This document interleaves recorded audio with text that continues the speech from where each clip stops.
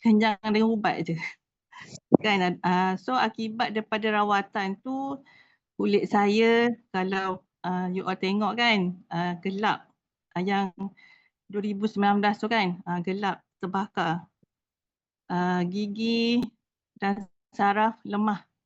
Gigi tu satu persatu lah gugur. Mata rosak teruk.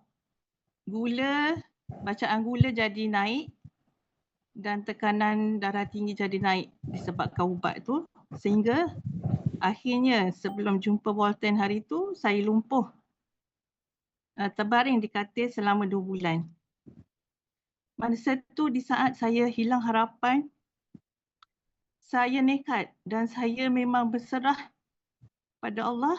Saya cuba produk hal hitam. Volten ni bermula dengan VKF dan VR4. Dari mulanya 6 biji saya makan. Lepas tu bertambah 15, 20 sampai ke 50 biji sehari. Dan alhamdulillah, saya sangat bersyukur dan saya sangat gembira. Perubahan demi perubahan berlaku. Daripada hanya saya mampu duduk, saya mula berjalan bangun daripada kursi roda, berjalan pakai tongkat. Dan akhirnya sekarang kembali bergerak seperti biasa walaupun tak selincah dululah. Dan hari ini setelah 2 tahun, saya mengamalkan ke semua produk V-Series Volten ni. Saya kembali bertenaga, saya boleh bekerja semula, boleh menguruskan keluarga, boleh memandu jauh, boleh duduk lama dan boleh menikmati semula kehidupan. Kan? Yang paling penting kalau perempuan pergi shopping lah kan. Syukur saya seolah-olah diberi peluang kali kedua.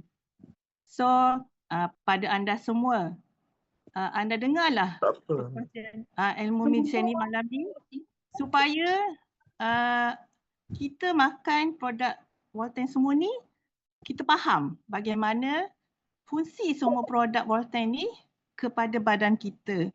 Bila macam tu, pengalaman saya guna dengan ilmu dan menyerap kepada semua mind, body and soul saya.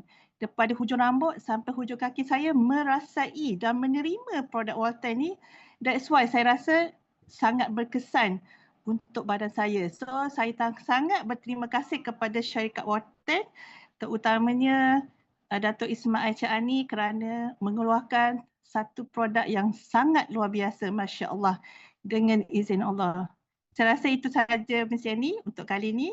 Terima kasih.